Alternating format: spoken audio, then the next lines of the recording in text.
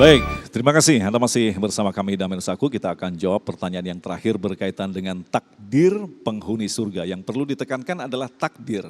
Benarkah untuk mencapai surga itu adalah takdir atau memang kita dimudahkan Allah untuk mencapai surga? Bunda mungkin bisa menjelaskan terlebih dahulu dari takdir dulu nih Bun. Iya, baik.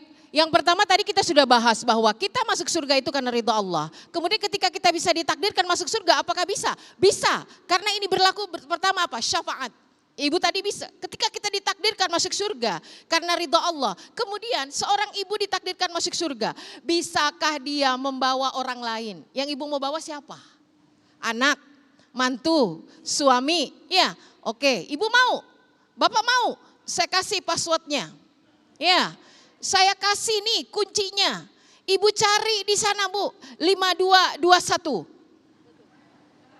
Loh betul. Itulah di sana kita mampu memberikan amal-amal soleh kita, surga yang kita sudah mendapatkan takdir baik dari Allah sehingga kita bisa menarik keluarga kita. Surah At-Tur ayat 21. Ya. Alladzina amanu wattaba'athum dzurriyyatuhum biimanin. Orang-orang yang beriman, yang anak cucu mereka mengikuti keimanan mereka, alhaqna bihim dzurriyyatahum. Kami hubungkan mereka. Dihubungkan oleh Allah, Allah nggak nanya ibunya punya 95, anaknya minus 30. Enggak Bu, kenapa? Asalkan imannya satu, bisa terhubung. Disinilah Bu, kenapa? Wama alatnahum min amalihim. Enggak ada pengurangan, kenapa ini namanya syafaat. Jadi seorang anak, dia terjerembab di nerakanya Allah Subhanahu wa ta'ala. Begitu ternyata realnya, akunnya dibuka, ternyata oh dia anak Pak Pulan, oh dia anak Ibu Pulan. Bapaknya ketua DKM, rajin ke masjid, sholatnya rajin. Ibunya ketua majelis taklim, rajin ngaji. Coba periksa berapa debit pahalanya. Bukankah yang bisa transfer yang punya saldo? Ibu pernah ke ATM, begitu mau transfer, mohon maaf saldo Anda kurang. Ketika linknya dibuka oleh malaikat ternyata Rob, orang ini punya saldo 95,5 Allah karena ketua DKM, karena ibunya ketua majelis taklim. Anaknya dihubungkan ternyata nasabnya, imannya masih sama, hanya amalnya minus, ditarik dengan amalan orang tuanya. Ini takdir bagaimana seseorang yang memang amalan-amalannya belum mencapai derajat ke surga, tetapi dia disyafaatkan oleh orang tuanya. Maka yuk bersama-sama. Dalil yang kuatnya di mana? Ada surga sekeluarga Pak. Ya, jadi Bapak nanti nyarinya di mana? Tolong pulang dari sini di Sherlock sama anaknya. Ya, di Sherlock di mana alamatnya nanti kita ketemu? Ya, di mana? Surga Aden. Ya, di mana itu kuncinya? 13:23. Ar-Ra'd ayat 23. Jannatu adni yadkhulunaha, surga Aden. Buat siapa? Waman sholaha min abaihim, siapa saja yang leluhurnya, nenek moyangnya orang soleh. Wa azwajihim, pasangannya orang soleh. Berapapun pasangannya, kalau soleh silahkan bawa. Wa dzurriyyatihim, cucu cicit, bawa cicit apalagi, cocot. Nah, semua dibawa ya sampai ke sana kita berkumpul bersama-sama kayak lebaran Bu, ngumpul. Ya, kalau lebaran ngumpul ada selesainya, tapi di sana tidak ada batas waktu. Masya Allah. Nah, Ustazah Syifa, berbicara tentang takdir tadi, kita tentu saja sangat bersyukur terlahir sebagai orang yang memeluk agama Islam. Lantas bagaimana dengan anak-anak yang lahir dari keluarga yang bukan Islam? Artinya ketika sampai meninggal pun dia tidak mendapatkan hidayah begitu. Bagaimana menjelaskan hal ini? Baik, bismillahirrahmanirrahim. Terkait takdir kan ada dua. Ada takdir mubrom, ada takdir mu'alak. Kalau takdir mubrom adalah takdir yang tidak bisa dirubah oleh manusia. Itu sudah ketentuannya Allah Subhanahu wa ta'ala. Yang kedua ada takdir mu'alak. Mu'alak ini adalah takdir yang masih bisa dirubah dengan ikhtiar manusia. Kita dilahirkan dalam keadaan Yahudian atau Nasronian ya, non-muslim, tetapi dengan ikhtiarnya untuk mengenal Islam, kemudian di situ Allah kasih hidayah, inilah takdir yang disebut dengan takdir mu'alak. Maka melihat takdir itu harus dari tiga sisi. Ada dari perspektif Allah Subhanahu wa ta'ala, dari perspektif para malaikat dan perspektif manusia. Kalau dari perspektif Allah Subhanahu wa ta'ala, semua takdir itu mubrom. Kita meninggal usia berapa, ya anak kita jumlahnya berapa, rizki kita kadarnya berapa, lahirnya di tanggal apa, itu takdir mubrom menurut Allah. Allah itu al-alim, maha tahu semuanya. Tapi kalau kita lihat yang kedua dari perspektif para malaikat. Malaikat ini kerjaannya menjalankan apa yang sudah dituliskan di Lauhil Mahfuz. Oh, si A matinya hari ini tanggal ini. Ya, Masya Allah, salah satu orang yang syahid matinya itu husnul khotimah pada hari Jumat. Ini hari apa, Bu? Minggu. Berapa hari lagi hari Jumat? Ya, jadi itu salah satu takdir-takdir yang sudah ditentukan.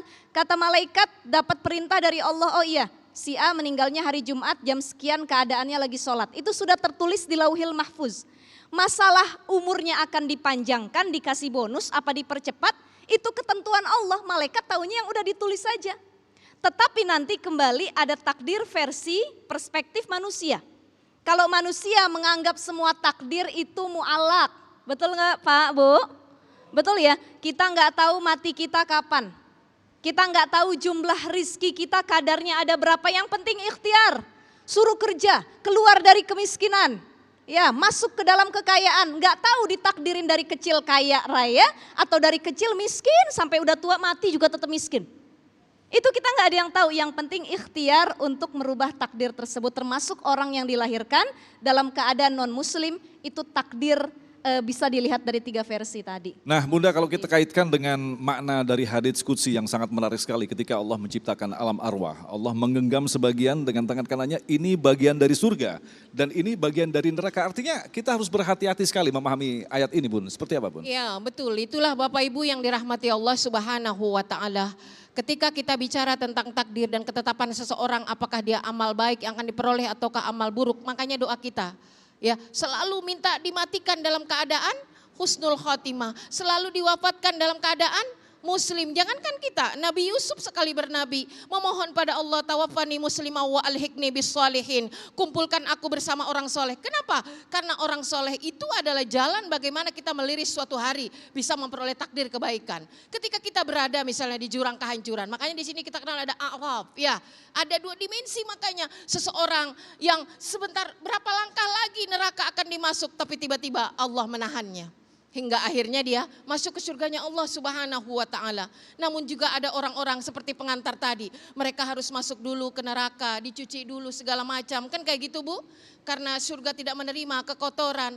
Dan kita berharap mudah-mudahan tidak mengalami tahapan itu. Maka disinilah kuatnya seperti yang dikatakan Ustazah Syifa, persepsi kita sebagai manusia. Ya, berusaha itulah karena apa? Kita kuat dengan syariat. Ya, kita kuat ini dengan sesuatu sepengetahuan kita. Jangan pernah melihat sesuatu di luar pengetahuan kita. Kenapa? Kebodohan bisa menyesatkan. Allah yang maha mengetahui, wallahu ya'lamu wa antum la ta'lamun. Begitu kata Allah Subhanahu wa taala. Makanya berharap takdir kita adalah takdir baik. Ya, surga yang kita peroleh karena rahmat Allah. Syafaat dari orang baik, orang tua yang baik, guru yang baik, bahkan puncak syafaat itu adalah dari Rasul sallallahu alaihi wasallam. Terima kasih Bunda Ustazah Syifa yang telah memberikan ilmu yang sangat luar biasa sekali.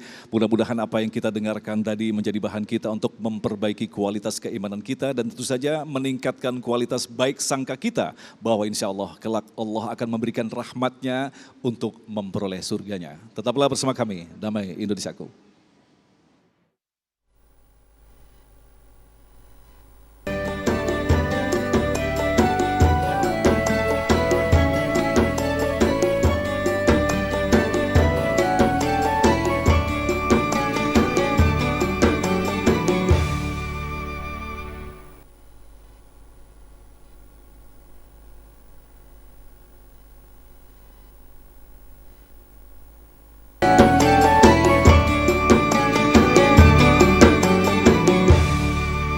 Demikian pemirsa yang dirahmati Allah, Damai Indonesiaku untuk hari ini, dan jangan lewatkan juga Anda juga bisa menyaksikan Damai Indonesiaku di setiap hari Senin dan Selasa pukul 13 waktu Indonesia Barat.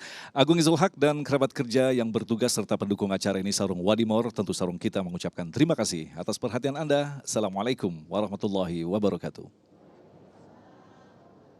Bismillahirrahmanirrahim. Nastaghfirullahaladzim, nastaghfirullahaladzim. Walakal hamdu ya Allah ya Maulana ya Ma'bud ya Karim. Alhamdulillahi rabbil alamin. Hamdan na'imin hamdas syakirin. Hamda yuwafi ni'amahu wa yukafi mazidah. Rabbana lakal hamdu lakal syukru kama yanbaghi li jalali wajhikal karim wa li'azimi sultanik. Ya Allah, ya Rahman, ya Rahim, dengan segala kelemahan dan kekurangan kami, berilah kami pengetahuan ya Allah, agar kelak di kemudian hari kami menjadi ahlus surga. Jadikanlah kami istri yang paham dan tahu bagaimana menjadi istri, agar bisa bersama menuju surga bersama suami. Jadikanlah kami para suami, agar bisa melirik surgamu bersama-sama dengan pasangan hidup kami, keluarga, anak dan keturunan kami. Rabbana hablana min azwajina wa dhurriyyatina qurrata a'yunin waj'alna lil muttaqina imama. Rabbana atina fid dunya hasanah wa fil akhirati hasanah wa qina adzabannar. Subhana rabbika rabbil izzati amma yasifun wa salamun alal mursalin walhamdulillahi rabbil alamin.